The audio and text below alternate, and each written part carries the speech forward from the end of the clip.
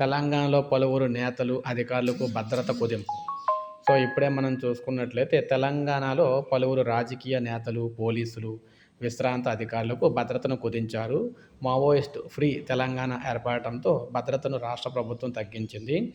మాజీ డీజీపీలు సహా ప్రస్తుత పోలీస్ అధికారులు కూడా బుల్లెట్ ప్రూఫ్ వాహనాలు తగ్గించారు. మొత్తం 31 మంది మాజీ, ప్రస్తుత పోలీస్ ఉన్నతాధికారులకు భద్రత తగ్గించారు.